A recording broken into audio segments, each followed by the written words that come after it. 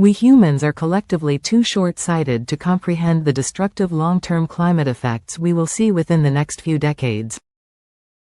Our hunter-gatherer-based DNA continues to determine our inadequate response to events occurring at some distance. So, unless our own community, tribe, experiences some catastrophic climate event directly, we go on with our comfort-seeking routines for as long as we can.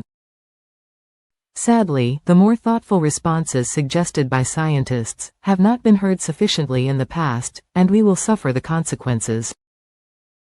Not too late to postpone the worst effects of climate change for a while longer if we make a major effort worldwide, but I am afraid that is the best scenario.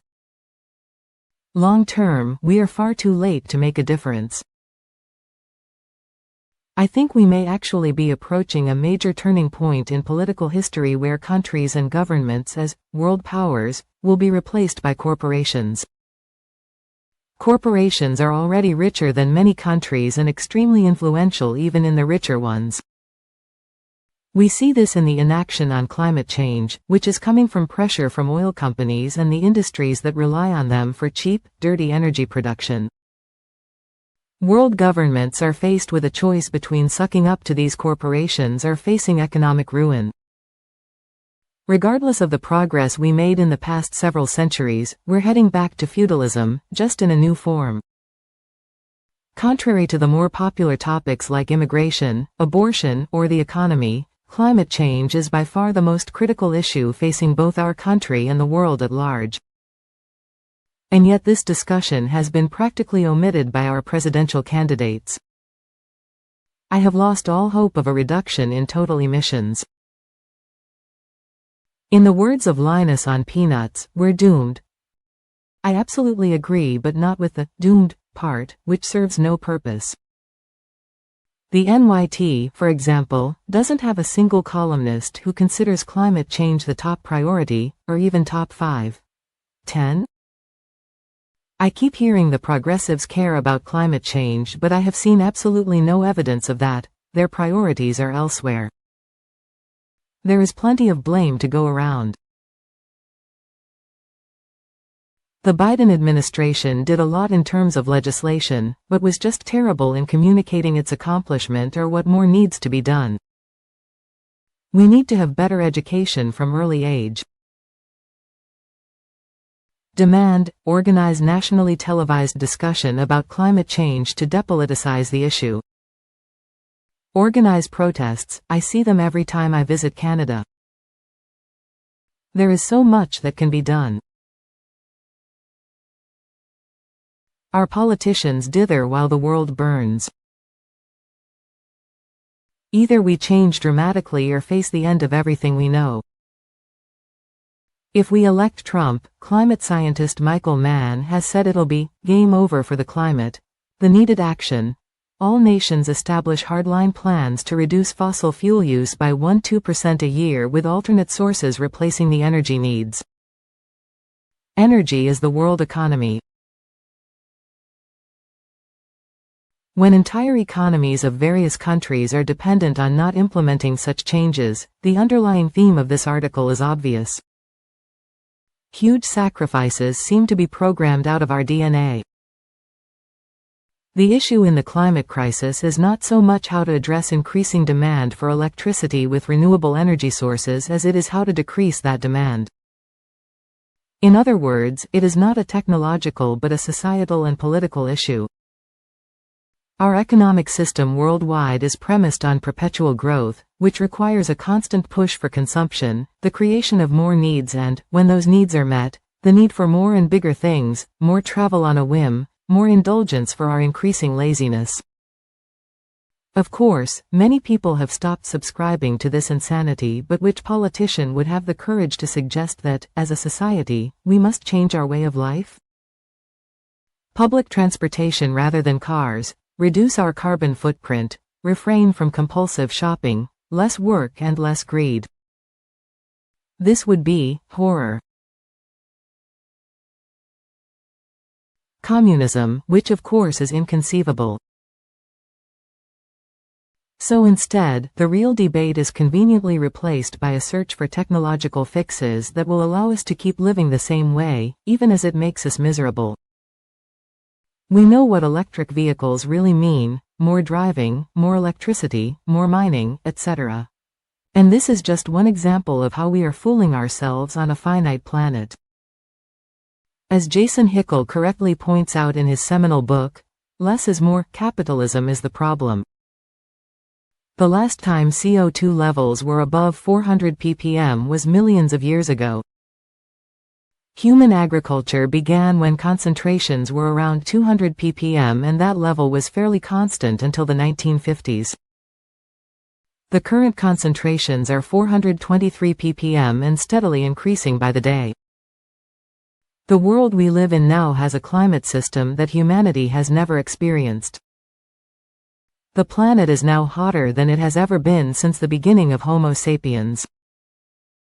All of our history and civilizations happened in a different climate than the one we have now.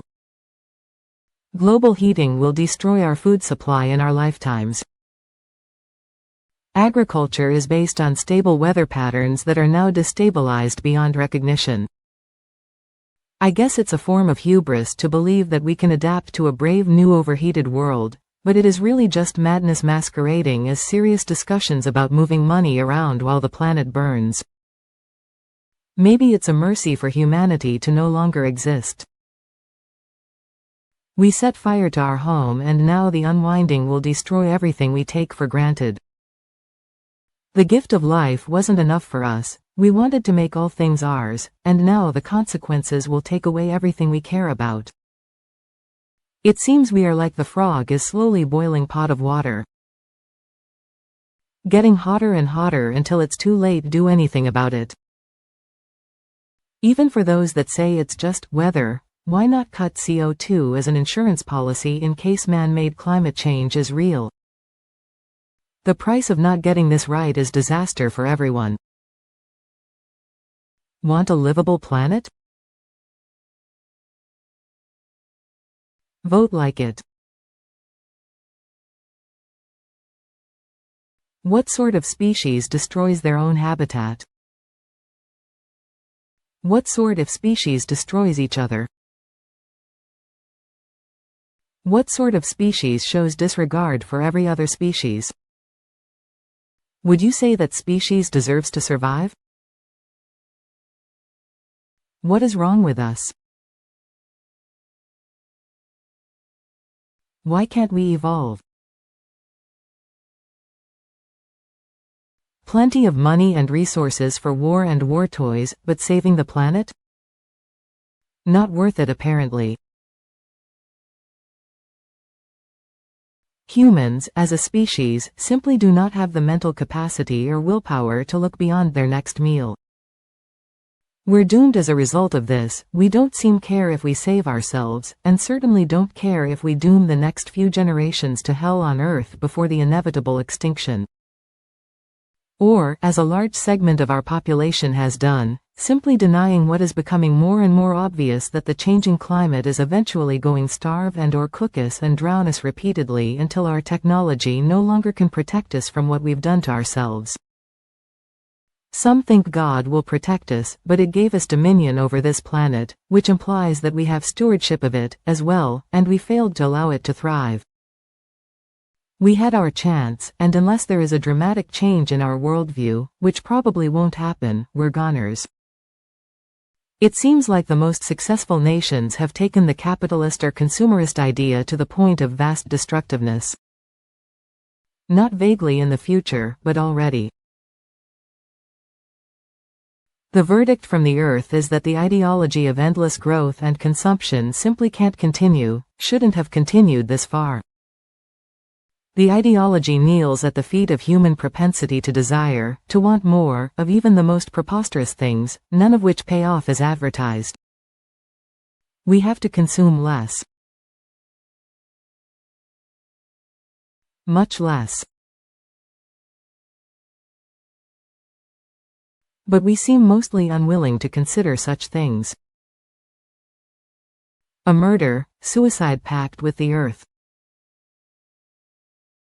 We've needed wise leadership for a century and preferred none. As long as there's no politics pressure, nothing will change. Politicians have no incentive to reach a goal 6 years from now. That's a problem for others, in the future.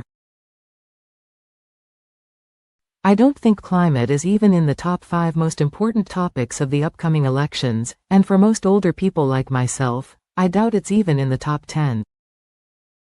It's certainly not a very important topic in the media. Somehow, the issue climate seems to always stay behind. That will change, but it will probably be too late. The GOP supports both accelerating and intensifying climate catastrophe. We may well be only a few decades away from the collapse of the AMOC current. This would also mean the collapse of the world's agricultural system and world order as we know it. It's beyond sad that so many fail to grasp the scope and immediacy of the problem we are facing. 1.5 degrees Celsius is already in the rearview mirror, if average temperature readings from the last 13 months are correct. It really does not matter when the official word comes down that the limit has been exceeded. The readings are there for all to see. And this article makes it clear that 2.0 degrees Celsius will almost certainly be exceeded much sooner than predictions made even 5 years suggested. All the feedback loops mentioned by an earlier commentator will accelerate heating at an ever-increasing rate. It is quite likely that these feedback loops will have an amplification effect greater even than increasing carbon emissions, which are also occurring. And meanwhile, AI is allowed to use more and more power, with very little to show for it. And what about the vast waste of electricity represented by cryptocurrency? Neo-capitalism is utterly unable to address what is an existential crisis for humanity, and yet we seem utterly unable to confront it and create the alternatives that are needed. Because of the decades to millennial-long lag between a climate forcing and our feeling the full effect, due to the thermal inertia of the ocean and response time of the ice sheets, the effects we are feeling now are largely just the beginning of the result of emissions from the 20th century. And emissions have been increasing steadily for decades. We are also seeing numerous amplifying feedbacks: loss of albedo, heat reflectivity, from ice melt, permafrost melt, methane release and massive wildfires. The Earth is starting to wrest any possible further human control of the climate away. We're about out of time on this, if not already, and leaders are still acting as if this is not a planetary emergency. Pray for your children and grandchildren, they're going to need it.